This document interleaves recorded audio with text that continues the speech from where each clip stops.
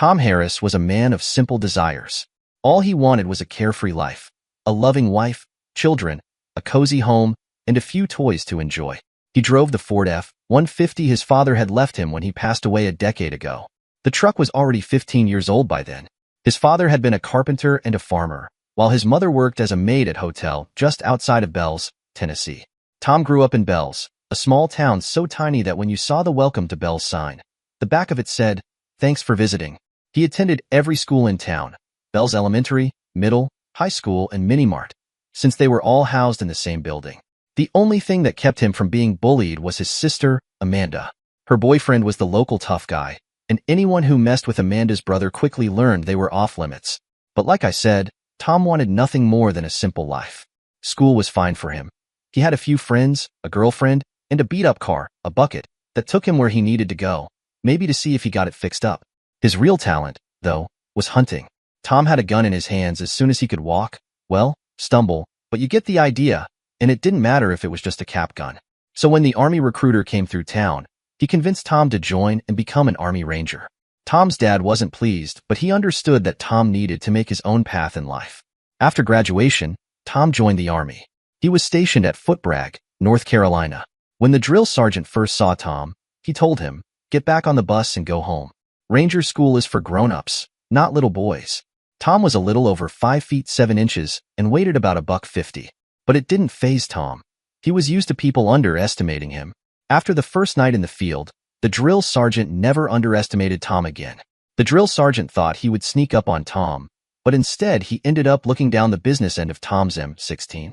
It was 3 a.m., and Tom was the only one who heard the drill sergeant moving around in the woods. By the end of Ranger School, Tom was ranked first in his class. Tom did his parents proud. Time marches on, and by the end of Tom's enlistment, he had seen some action. Tom was sent on missions that left you wondering just where in the hell had he been, but Tom just kept to himself and never told anyone anything. While at his last duty station, Tom had gotten a degree in accounting in his off time. That's where he met Kathy. Kathy was a very good-looking woman. She was about 5 feet 2 inches, 103 pounds, with auburn hair with hazel eyes.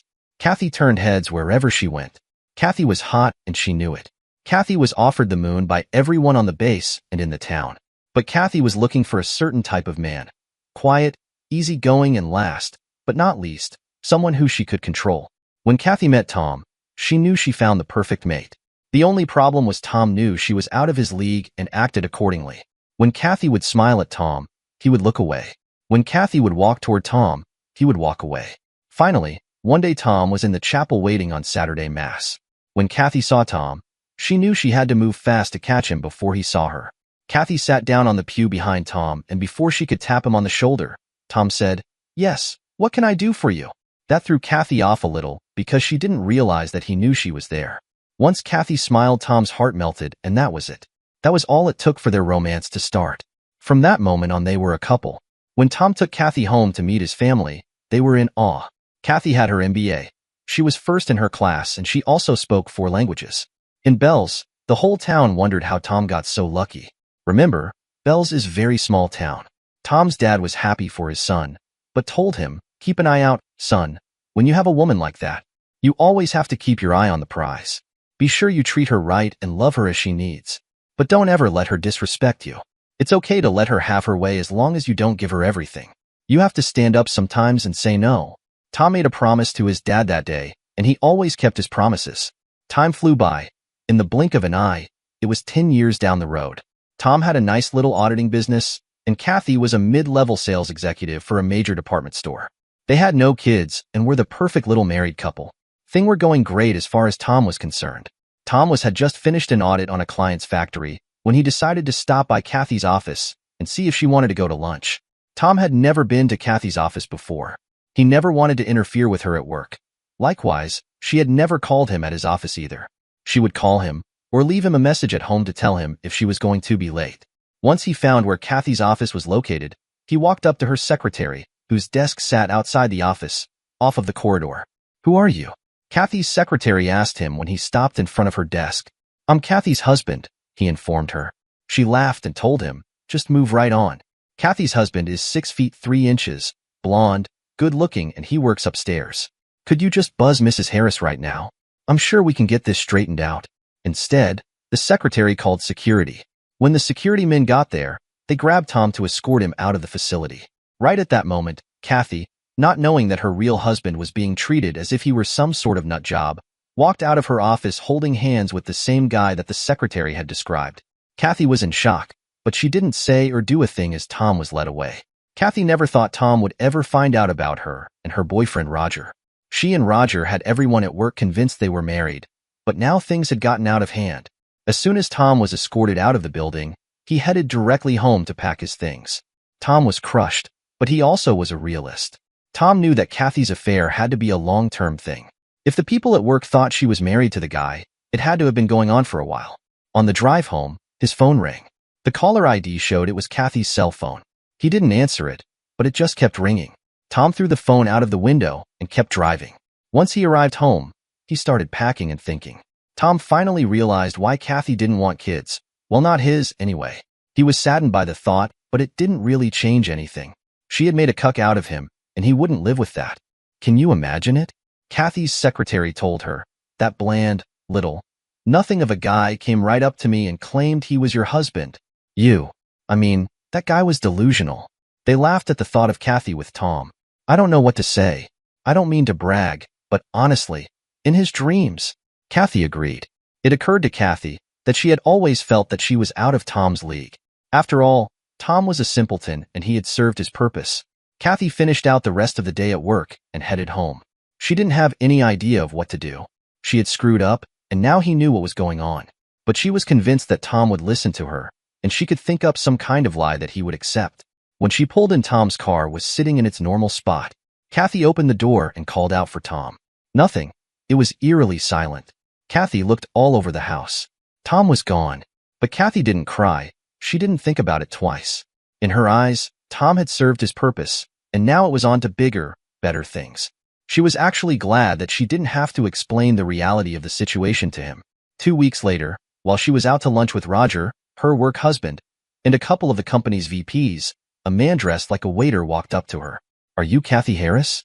asked the man impersonating a waiter. "Yes," she responded, curious, but not especially worried. The man handed her a package and said, "You've been served."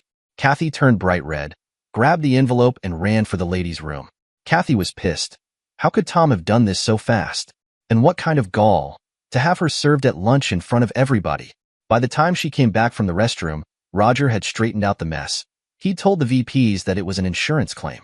Kathy was glad that Roger was there. 3 months later, Kathy was sitting in the attorney's office going over the divorce-related paperwork. Tom wasn't asking her for anything, but Kathy found out a few things herself. Well, Tom's attorney explained, Tom has sold his company. That got Kathy's attention. What? Who did he sell his company to? She demanded. His sister, Amanda, I believe, he calmly responded. For how much? She asked. For $2. You will get your check for your share in the mail once the divorce is final, he informed her, with a small smirk on his face.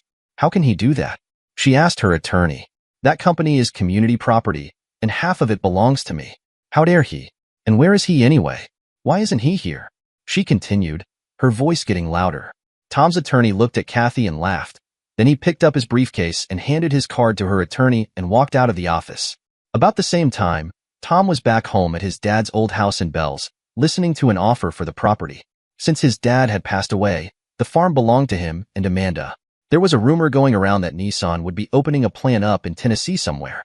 An executive VP in charge of development from Nissan was talking to Tom about building the plant in Bells, on Tom and Amanda's property. The farm was a little over 200 acres, so it was the size that Nissan had been looking for. That, combined with its easy access to the freeway, and that fact that a railroad line already existed on one side of the land, made it the perfect location. Everyone in the town understood the stakes involved, because Nissan building the new assembly plant in Bells would also draw other businesses into the area. Tom and Amanda agreed to the deal with a $35 million price to be split between the two of them. Nissan even signed a 6-year deal with Amanda's firm to provide consulting services. Tom asked the VP, after they had signed off on the land deal, "What are your plans, now that you have sold your business?" "I haven't really thought about what I am going to do for the immediate future, to be honest." "Why do you ask?" "Tom, we at Nissan have done our due diligence, and that included researching your background. We were wondering if you might be interested in becoming the new head of accounting for the plant. I think that I might be very interested. Of course, I would have to look over the whole package that Nissan offers. But my inclination is to say yes, Tom agreed. In the meantime, Kathy and Roger had gotten a tip that Nissan was building a plant in Bells. Kathy and Roger envisioned themselves as Bells' new power couple, but for that to happen, Kathy needed to be divorced. She decided to accept Tom's settlement and to put a rush on the divorce. She asked her attorney to push it through the court system as fast as he could, and 45 days later Kathy and Tom were divorced. A week after the divorce was final, Kathy married Roger in small ceremony at a wedding chapel in Las Vegas. Tom heard about it through the grapevine, and while he frowned, he didn't say a thing about it to anyone. Tom started at the new Nissan factory, where he put in his usual 110% effort. Top management recognized talent when they saw it, and in what seemed like no time at all, Tom was promoted to VP of Finance and Administration, which included the HR department. Tom directly reported to the executive VP of the region, a longtime Nissan employee, Alex Brown. Alex liked Tom's no-nonsense management style. It was 2 years after his divorce and Tom was doing very well. He was good at his job, and he enjoyed it. He had been very pleased with how his relationship with his boss, Alex Brown, had developed. They had a great deal of mutual respect and had become close to each other, each relying on the other's judgment. When Alex had asked Tom if he could come by his office, Tom had no idea of what to expect. And he was even more surprised when Alex explained to him that Nissan had purchased the department store chain whose headquarters were based close to Bells to keep it open and viable. Alex explained the situation and asked Tom to evaluate the new business, paying special attention to headquarters personnel and payrolls. Tom took the information back to his office, where they performed a detailed analysis. Then they assembled a set of recommendations to present to Alex. The bottom line was, it appeared that to stop the financial bleeding of the business, they would need to let go of about 10% of the people in management and nearly 15% of the hourly labor force. After Alex had received Tom's plan, it was time for the bad news to be given to management. Alex had all of managers come to the staging area where they had folding chairs set up. At the front were a pair of large tables on either side of a podium. Kathy and Roger were hoping that they could talk to Alex alone before the reorganization was announced, but Alex asked them to wait for Tom. Alex never mentioned Tom's last name. So when it was Tom Harris, Kathy's ex, who walked in, Kathy and Roger almost shit themselves. They were in shock. Alex couldn't help but notice the look on Kathy and Roger's faces. Alex said something in Japanese to Tom, who laughed and replied in Japanese as well. Kathy had no idea Tom knew any other languages. After all, Tom was a simpleton, right? She was bright enough to know that the fact that he was talking to management sent to this country from Nissan Japan in Japanese was a bad sign, at least for her and Roger. Alex introduced Tom to the gathered managers as the head of administration, which included both the HR and the accounting departments. Kathy sat there dumbfounded. When did this happen? When did Tom become the man? Where was she when this happened? Oh yeah, she was getting screwed by Roger. Kathy was so deep in thought that Roger had to elbow her to get her attention. At that point, Tom was explaining why, if they were laid off, they would not be getting severance packages. This was a surprise for Kathy and Roger as well as the other middle managers, because they knew that when the owners and top management sold the company to Nissan, they left with golden parachutes for themselves. But at this point, there was no money left in the business. In fact, Nissan was having to make major cash infusions just to keep the doors open. So the most any laid-off managers could expect would be the state unemployment compensation, which was a pittance. Tom also warned the middle managers about the upcoming cutbacks and how he and Alex had decided to cut 25% of middle management rather than downsizing the labor force. When Tom had finished with his presentation, Alex announced that HR would be speaking with each manager individually, and then they would determine who they would keep. They would be informed of when and where the interviews would take place, but they were being held ASAP. As Tom was leaving, Kathy tried to get his attention, but he just walked out talking to Alex. He never even looked her way. Holy shit. Roger turned and said to Kathy. Holy shit is right, she replied. And this is a discharge at Will's state, she added with a worried look on her face. Meaning? Roger asked. Kathy looked at Roger, wondering how he could have reached his position and still know so little about business. Meaning they can fire us for any reason, or no reason at all, Kathy explained. Roger looked at Kathy and thought for a minute. Kathy, he said, you are going to have to get back on the country bumpkin's good side. Kathy looked at him like he was crazy. And how, pray tell, am I supposed to do that? I don't know. You're the one who screwed him over. You're the one who has to fix it. Hell, screw him if you have to. Shouldn't be any big deal. You screwed him for years while you were married. But understand something. We have a mortgage on the house, and we've got bills to pay, and if either one of us is fired, we will be in deep financial trouble. Shit. And we don't even get the severance pay package that they promised. Those bastards. Kathy looked at Roger, but she didn't say anything. This was just another instance when Kathy felt like a hooker. Over the past few years of their marriage, if Roger needed to get someone on board one of Roger's money-making schemes, Roger would just pimp her out like a piece of meat. And when Roger wanted sex, he would just take it. He treated her as if she was his property. Kathy and Roger's appointment was set for that Saturday. They followed the directions that had been provided and found themselves at a 25-acre ranch. As they drove into the driveway and up to the house, Kathy and Roger concluded that Alex must be loaded. When they rang the bell, this cute little Southern belle answered the door. "Hi, y'all," she said, with the most charming Southern accent. "My name is Maria, and please come in. Make yourselves at home." Once inside, they were in awe. The house looked one of those mansions on lifestyles of the rich and famous. As they moved further into the mansion, they saw co-workers walking around, exploring the house. Most of them were having a ball. Some of them knew it would be their last days working for the company, but it was a party. The smell of barbecue permeated the house. Kathy and Roger noticed Alex and made a beeline right for him. Kathy said, "Sir, this is just a wonderful home you have." Alex laughed at her compliment. "Oh no," Alex corrected them. "This isn't my house." Right then, Tom walked up and glanced briefly at them before he turned and spoke to Alex in Japanese again.